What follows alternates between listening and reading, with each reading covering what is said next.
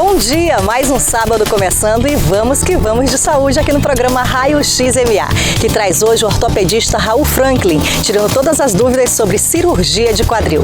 E no quadro Pergunte ao Doutor, o cirurgião vascular Carlos Alberto Frias fala sobre edemas e inchaços. Você acompanha também a estreia do quadro Saúde Ocular. Tudo isso e muito mais, você confere agora.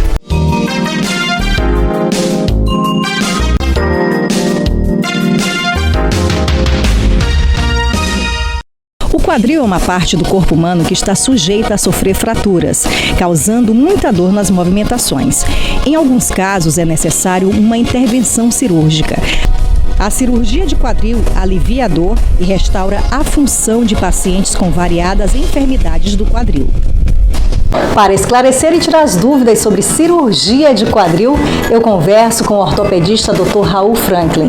Ele que é membro da Sociedade Brasileira de Ortopedia e Traumatologia, também membro da Sociedade de Cirurgia do Quadril e também da Sociedade Brasileira de Cirurgia de Joelho. Olá, Dr. Franklin, é um prazer receber o senhor aqui no nosso programa Raio X MA. Bom dia. Agradeço enormemente o convite para participar do programa Raio X MA e coloco-me à disposição para responder às perguntas dos telespectadores. Doutor, fale pra gente o que é artrose ou desgaste do quadril. O principal sintoma da artrose é a dor. A dor ela tem um caráter insidioso. Inicialmente ela acontece com esforços grandes, uma prática de atividade física ou caminhadas prolongadas. Com o passar do tempo, essa dor ela vai se tornando cada vez mais frequente. Começa a impedir pequenas atividades do dia a dia e chega a tornar-se realmente parte da rotina do paciente.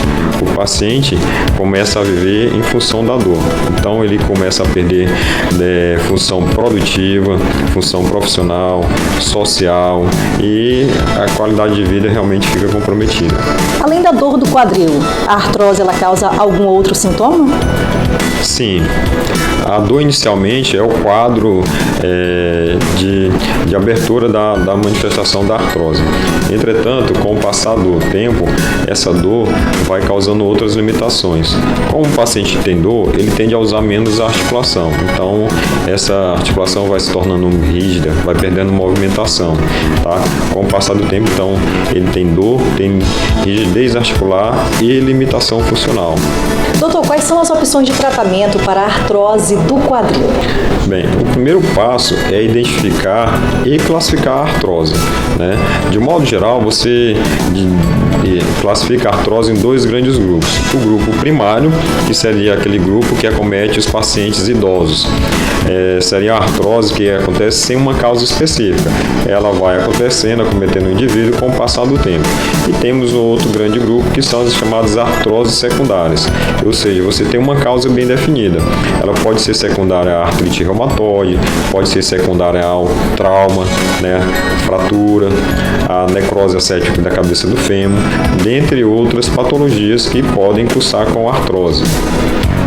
Doutor, quando está indicada a cirurgia de prótese do quadril? Bem, uma vez estabelecido o diagnóstico da artrose, você tem que partir realmente para o tratamento. O tratamento ele é feito de acordo com a sintomatologia do paciente, né?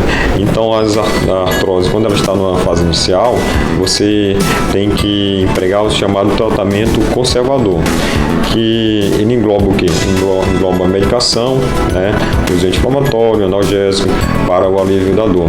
Podemos também empregar o uso de fisioterapia, hidroterapia, pilates para fortalecimento muscular. E, enfim, passar dessa fase de dor, o paciente já está numa fase melhor, você pode entrar com mudanças nos hábitos de vida. Tá? Você orienta o paciente a perder peso, fazer exercício para fortalecimento muscular, corrigir desequilíbrio muscular. Às vezes, uma boa associação de atividade física de forma regular é capaz de trazer grandes benefícios para o paciente. E aquela artrose ela se torna controlada e o paciente consegue ter uma qualidade de vida bem próxima do normal, ou às vezes até mesmo normal. E quais são os principais benefícios da cirurgia, doutor? Bem, então assim, a cirurgia ela é indicada para aqueles casos em que houve falha no tratamento conservador. O que significa isso? Bem, você já empregou mão de toda a sua terapêutica disponível, né, com medicação, anti-inflamatório, uso de conduto protetor, uso de viscosuplementação para lubrificar a cartilagem, lubrificar a articulação. Quando tudo isso falha, você tem que pensar na possibilidade de cirurgia. Tá? De modo geral, a cirurgia da artrose, classicamente falando, é a substituição da articulação. Essa substituição da articulação é chamada de artroplastia total do quadril. Doutor, qual é a durabilidade de uma prótese de quadril? Esta é uma pergunta muito importante e é uma pergunta que os pacientes fazem constantemente no dia a dia do consultório. Quanto tempo vai durar minha prótese? Bem, a resposta dela não é simples, é uma resposta que é complexa. Por quê? Porque depende muito da maneira como o paciente vai utilizar essa prótese, depende muito da idade do paciente. Sabemos hoje que, classicamente, o paciente idoso tende a ter uma sobrevida maior da sua prótese. Por quê? Porque o paciente idoso, ele vai ter o benefício de resolução da dor, então ele vai ficar sem dor. Entretanto, ele não vai praticar atividades físicas muito fortes, muito intensas, que têm alta demanda de energia. Ele no máximo vai querer frequentar uma roda de amigos, vai querer ir à igreja, fazer uma caminhada, né? Não vai praticar esportes mais fortes. Entretanto, no adulto jovem, que tem uma vida profissional ativa, ele vai ficar sem dor da mesma maneira como o idoso, porém ele vai fazer um uso muito mais frequente da prótese, né? E eis aí o X da questão. A prótese ela é uma peça, ela como toda e qualquer peça, com o tempo ela vai gastar. Quanto mais você usa, né, quanto mais o paciente usa a prótese, mais ela vai gastar. Doutor, quais são os materiais que são usados na prótese de quadril e qual o melhor? Bem, a artroplastia total do quadril ela é uma cirurgia de resultados fantásticos. Ela vem sendo desenvolvida desde a década de 70, né, por um cirurgião inglês chamado John Chanley, que é considerado o pai da artroplastia total do quadril. Bem, na década de 70, a prótese era feita basicamente de metal e de polietileno, né? De lá para cá, houve um grande desenvolvimento tecnológico, acompanhando o desenvolvimento tecnológico de outras áreas também. Então, a artroplastia total do quadril hoje, ela tem uma qualidade muito superior em termos de materiais, considerando-se a prótese da década de 70. O melhor implante que temos hoje, a superfície articular é feita de cerâmica, né? É a chamada cerâmica delta. Doutor, agora fale para os nossos telespectadores quais são os possíveis riscos na cirurgia. Bem, como já falado, a artroplastia total do quadril ela é uma cirurgia que vem sendo desenvolvida desde a década de 70 e ela apresentou um grande desenvolvimento desde então. São 4 décadas de estudo, 4 décadas de desenvolvimento tecnológico. Então, a artroplastia total do quadril hoje é considerada uma cirurgia muito segura. Ela é uma cirurgia eficaz e reprodutível. Entretanto, apesar de todo esse avanço tecnológico, os resultados excelentes, sobrevida longa, há ainda uma taxa de complicações. Essa taxa de complicações gira em torno de 1 a 2% nos melhores centros de tratamento ortopédico do Brasil e do mundo. Doutor, como é que é feito o diagnóstico da artrose do quadril? Esta é uma pergunta, Rita, muito importante. O diagnóstico da artrose do quadril é realizado através de um bom exame físico, tá?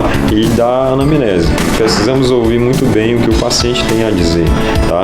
Porque quem faz o diagnóstico, na verdade, é o paciente. Bem, então, diante de uma suspeita clínica de artrose, você realiza um exame físico voltado para a artrose, buscando causas específicas da artrose, os sinais clássicos da artrose. A partir daí, você parte para os exames de imagem. O principal exame de imagem no quadro da artrose inicial é o raio-x. Quando o raio-x deixa alguma dúvida, você pode complementar com outros exames. Podemos utilizar ainda a tomografia, podemos utilizar a ressonância magnética. Porém, classicamente, diante de uma artrose já instalada, o raio-x nos dá todas as informações necessárias. Doutor, em relação ao pós-operatório, e como é que funciona também a reabilitação? Bem, o pós-operatório hoje é realizado de rotina na UTI. Então, o paciente é submetido à cirurgia, tá? A cirurgia em si, o ato cirúrgico dura em torno de 50 minutos a 1 hora, tá? Após o término da cirurgia, esse paciente é enviado para realizar seu pós-operatório na UTI. Ainda na UTI, de acordo com o bem-estar do paciente, de acordo com o conforto e a sua dor, já iniciamos a reabilitação dele. É iniciada inicialmente a reabilitação com a fisioterapia no leito. A partir do momento que o paciente encontra-se bem, sem dor, não apresenta tonturas, não está com hipotensão, já estamos autorizados a pôr este paciente em pé e iniciar o que a gente chama de treino de marcha. O que é o treino de marcha? É pôr o paciente em pé. A partir daí, começamos a estimular que ele já comece a dar os seus primeiros passos. Isso feito junto com uma boa equipe de fisioterapia, que é importante, tá? E junto com o andador. Então, a reabilitação hoje é uma reabilitação precoce, ainda dentro da UTI. Em média, o paciente fica na UTI no primeiro dia de pós-operatório. No segundo dia de pós-operatório, ele já vai para o quarto, né? E continuamos com o processo de reabilitação. O paciente estando bem, sem dor, a gente costuma dar alta para ele com um prazo médio de 3 a 5 dias após a cirurgia. É necessário o acompanhamento rotineiro em pacientes com prótese de quadril? Sim, o acompanhamento da artroplastia total do quadril deve ser realizado com o médico que operou o paciente. Este é o ideal, tá? O médico especialista em cirurgia do quadril. Doutor, essa prótese é preciso substituir? Bem, esta é uma outra pergunta muito importante. Doutor, quanto tempo vai durar minha prótese? Como falei antes, essa pergunta é uma pergunta complexa, não é muito fácil de responder. Todo cirurgião que faz um implante, faz uma prótese, seja uma prótese de ombro, de quadril, de joelho, de coluna, qualquer cirurgia, você faz essa prótese para durar o resto da vida do paciente, né? Então, o ideal é que essa prótese ela seja permanente, ela não precisa ser trocada. Entretanto, há alguns casos que precisa de troca. Quais são esses casos? São aqueles casos que tem falha da prótese, né? E a falha pode ser associada ao desgaste da prótese, pode ser associada à soltura do osso do paciente. Às vezes o paciente ele tem um osso muito poroso e isso não dá uma pega tão boa na prótese e ele evolui com soltura. E há alguns casos também que o paciente pode ter infecção. Tá? Nesses casos aí, quando tem caso de infecção, você também tem que fazer a troca da prótese. Por quê? Porque houve uma falha relacionada à infecção. Doutor, selecionamos algumas dúvidas frequentes sobre o pós-operatório. Vamos conferir? Quando devo voltar a dirigir? O retorno às suas práticas de atividade diária, ele deve ser feito de acordo com a recuperação do paciente. De modo geral, eu gosto de falar para o paciente que cada caso é um caso, mas de modo geral, se ele estiver bem, entre a 6ª e 8ª semana, ele já está apto a dirigir. Entretanto, há alguns pacientes que não têm tanta paciência e voltam a dirigir antes. Não é o ideal, porque ainda estamos na fase de cicatrização da cirurgia. Como subir e descer escadas? Subir e descer escadas, a princípio, é uma atividade que deve ser evitada nas primeiras semanas, né? Nas primeiras 6 semanas, orientamos para que não faça a subida e descida de escada com tanta frequência. Entretanto, para aqueles pacientes que precisam utilizar a escada, ele pode fazer de maneira normal, sobe de frente e desce de frente, sempre apoiado, né, com uso de corrimão e com a ajuda de uma outra pessoa. Aos poucos, à medida que ele for ganhando força muscular, for recuperando o seu equilíbrio, ele vai fazer isso de maneira normal. Quais esportes posso fazer? A vida esportiva pós-prótese, ela deve ser feita com muita cautela, deve ser feita com muita orientação. De modo geral, orientamos para todos os pacientes que possam fazer caminhada. Essa caminhada pode ser uma caminhada leve, até mesmo mais intensa. Pode fazer também academia, pode fazer natação. Entretanto, já para os esportes de impacto, como corrida, futebol, tênis, é totalmente desaconselhável. Há um risco muito grande de luxar a prótese, né? De você tirar a sua prótese do lugar. Então é melhor você manter uma atividade física que seja mais compatível com sua prótese, evitando exposições que possam trazer complicações indesejadas. Cirurgia de revisão de artroplastia de quadril tem recuperação mais lenta? A cirurgia de revisão, a cirurgia de troca da prótese, ela é uma cirurgia que é mais complexa. Então, por ser mais complexa, acaba se exigindo uma recuperação também mais lenta. Tá? Então, de preferência, nunca realizar a troca da prótese se o paciente está bem, né? Se, entretanto, ocorre algum motivo, algum sinal de soltura da prótese, a cirurgia de revisão ela é indicada e a recuperação, na maioria das vezes, ela é realmente mais lenta. É necessário tomar antibiótico antes dos procedimentos dentários? A gente orienta para todos os pacientes que têm prótese, que têm algum implante, que sempre comunique ao dentista quando for fazer algum procedimento, né? Por quê? Pelo risco de disseminar a bactéria pela corrente sanguínea, fazer o que a gente chama de bacteremia, e essa bactéria ela segue o fluxo sanguíneo e pode se alojar lá na prótese, no implante, causando uma infecção protética. Então é o ideal, sempre que for fazer um procedimento odontológico, que seja realizado o uso de antibiótico como prevenção, como profilaxia. Dr. Raul, gostaria de agradecer a sua presença aqui no programa Raio X MA e por ter tirado as dúvidas dos nossos telespectadores. Rita, eu que agradeço o convite. Gostaria de dizer que estou muito grato por participar do programa Raio X MA e coloco-me à disposição para participar de outros programas, responder as perguntas dos telespectadores e dos nossos pacientes. O tema prótese, cirurgia do quadril, é um assunto muito gostoso de falar, é a nossa especialidade, costumo falar que é o nosso ofício, então eu falo com muito prazer nisso. Prazer é nosso. Obrigado.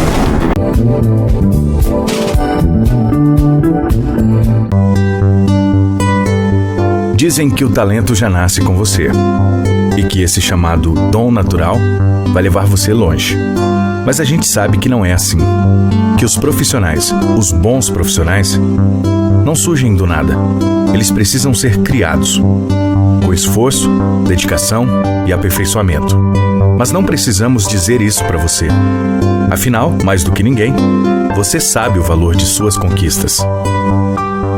Por isso criamos o Executive Lake, um empreendimento moderno com características únicas, com infraestrutura moderna, alta tecnologia até mesmo nos detalhes, e feito exclusivamente para destacar profissionais de alto nível. Venha conhecer todas as vantagens de montar o seu consultório ou escritório aqui. Executive Lake. Ultrapasse suas expectativas. Cuide dos seus olhos da melhor maneira. Venha a Oftalmo Centro. Excelência em cirurgias e o melhor corpo clínico da cidade. Aqui a qualidade de vida dos pacientes vem em primeiro lugar. Oferecemos consultas, exames, domínio de lentes, cirurgias de catarata, glaucoma e retina e outras. Conheça a Oftalmo Centro. Nós temos todos os recursos tecnológicos necessários para cuidar de você, mas principalmente temos o seu médico. Atendemos particular e convênio.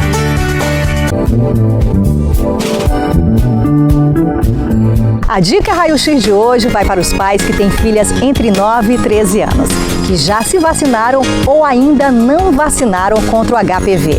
O Ministério da Saúde está promovendo a mobilização nacional para a segunda dose da vacina que está disponível nos postos de saúde. E quer saber por que essa vacina é tão importante? Vamos conferir o que diz a presidente da Sociedade Brasileira de Imunizações, Isabela Badalay.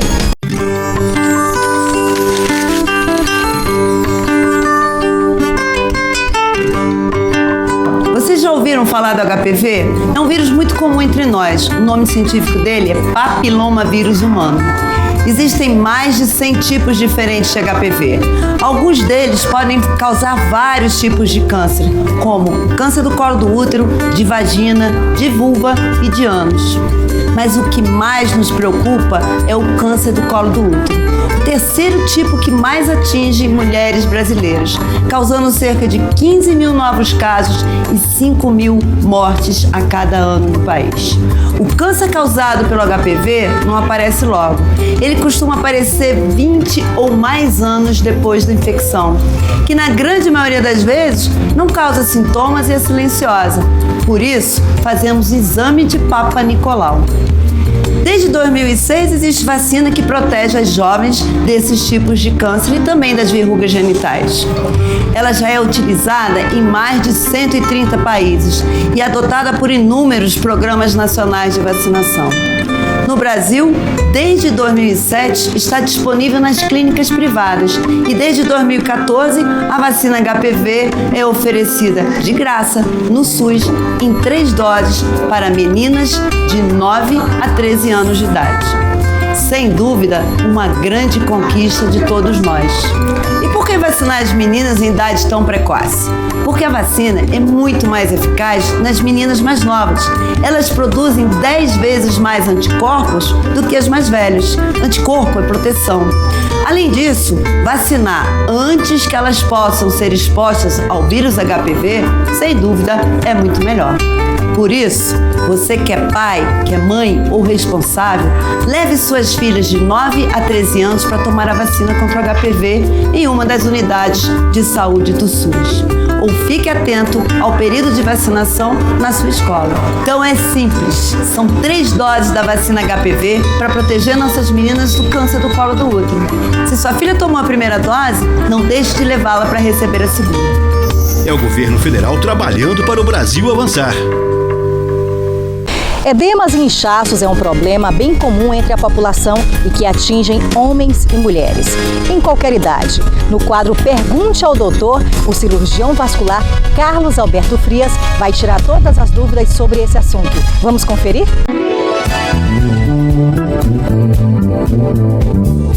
Como se explica o surgimento desse inchaço?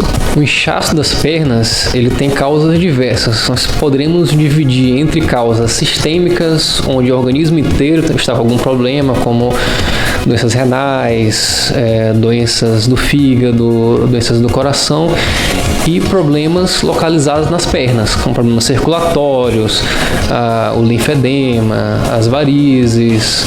Podemos também ter situações onde o uso de medicações pode gerar esse tipo de complicação. O aumento da pressão dentro das veias está relacionado à hipertensão arterial? Não há uma relação importante entre a hipertensão arterial, que é um aumento da pressão nos vasos arteriais, e o aumento da pressão venosa, que é o aumento da pressão dentro das veias. Então nós não observamos uma relação íntima de um problema com o outro. Quais são os fatores que podem ocasionar o aumento da pressão venosa?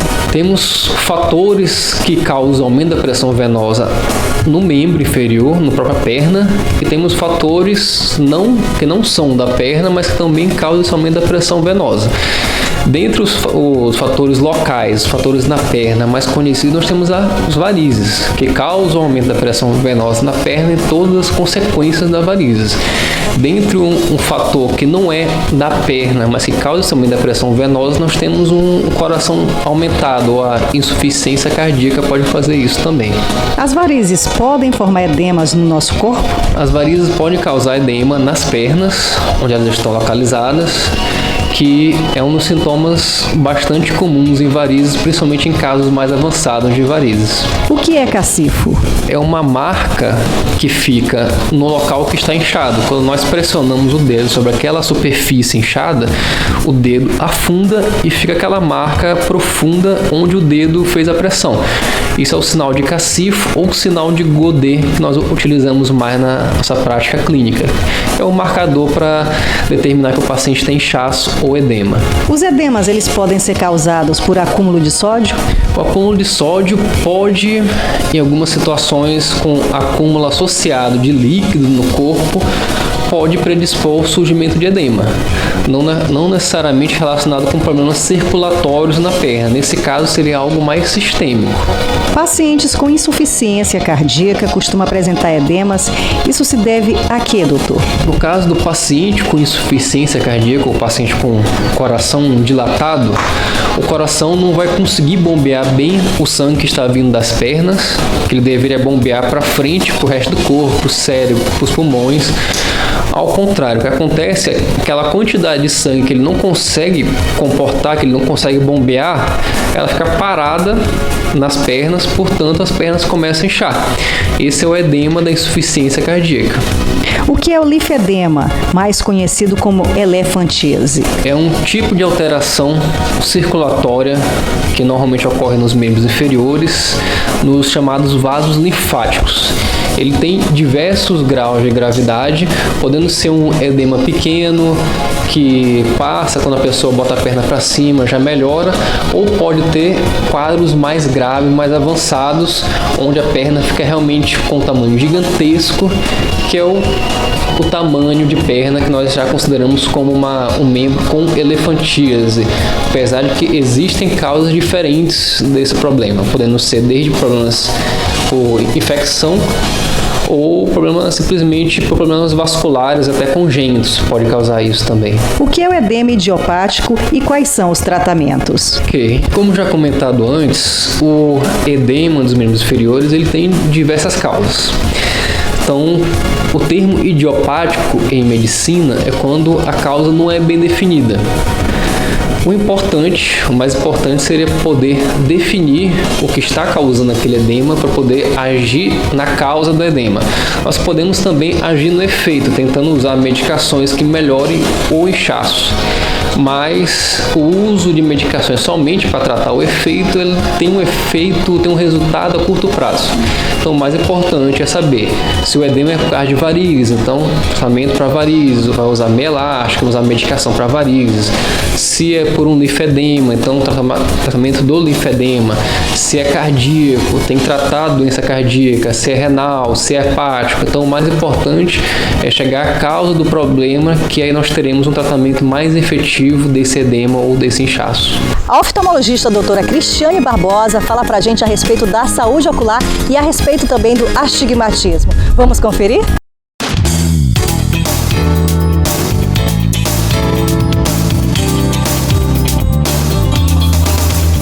Bom dia. Hoje nós vamos falar sobre o astigmatismo. O astigmatismo é um dos erros refracionais que é responsável pelas principais causas de baixa de visão de um modo geral, tanto na criança, no adulto, no idoso. E o que é o astigmatismo? O astigmatismo é uma irregularidade na curvatura do olho, tanto da parte anterior do olho, que é a córnea, quanto do cristalino, que é a lente natural do olho da gente, e que causa uma distorção da imagem de foco, como a gente vê nessa imagem. Os principais sintomas do paciente com astigmatismo é a baixa de visão para longe, para perto, dor de cabeça, cansaço visual, a fotofobia, que é a dificuldade com a claridade. Os fatores de risco que para o paciente ter astigmatismo pode ser trauma, cirurgia e a própria herança familiar. Como corrigir esse problema, o astigmatismo? Com óculos, lente de contato ou até mesmo com procedimento cirúrgico, que é o procedimento refrativo, de cirurgia refrativa. Quer saber mais sobre algum assunto da área de saúde? Então acesse o nosso Facebook AMBMA e deixe sua sugestão. O nosso programa chegou ao fim, mas no próximo sábado nós nos encontramos novamente aqui na TV Difusora. Até lá!